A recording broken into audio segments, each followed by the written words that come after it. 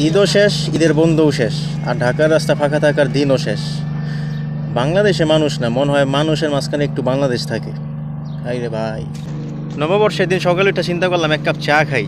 পান্তা ভাত তো আর খামো না, যদিও সকাল না, 12:30 বাজে, কিন্তু একটা চায়ের দোকানও খোলা পাইতেছি না। মনে হয় চাওয়ালা ভাইরা চা বানান বন্ধ দিয়া রমনা গেছে পান্তা ভাত খাইতে। রাস্তাও খালি, নদীও খালি, কিন্তু আর 2-3 দিন পরেই না রাস্তা খালি থাকবো না নদী খালি থাকবো। 5 মিনিটের লেগে গাড়িটা খালি খাড়া করছি, আর রোদের তাপে পুরা গাড়ি তুরতুরা গরম হয়ে গেছে। রোদে চিন্তা করছে আমার লগে তো আর পারবো না, আমি তো এমনি কালুরে আর কি কালা করুম। এর লেগে বাইকটারে গরম করে দিছে। আমার লগে তো আর পারে নাই, আমার জিটটা বাইকের লগে উঠাইছে। এই কড়া রোদে বেচারা সাদা কুকুরটা খড়ি হয়ে গেছে গা পুইরা।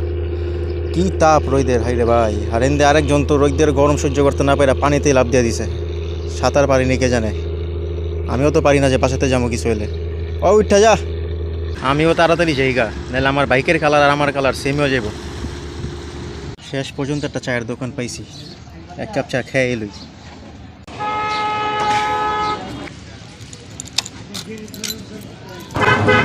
দুধ চা আসেনি, এক কাপ দুধ চা দেন। সব দিক দিয়ে জ্বালা, ওই যে ইয়ে ময়না যাইব সম্বরের ইয়ের লেগা, ইয়ের টাকার লেগা। আচ্ছা দাম নেই, সমস্যা নেই।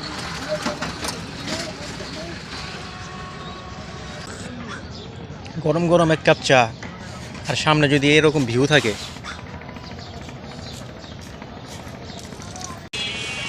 তাহলে আর কি লাগে।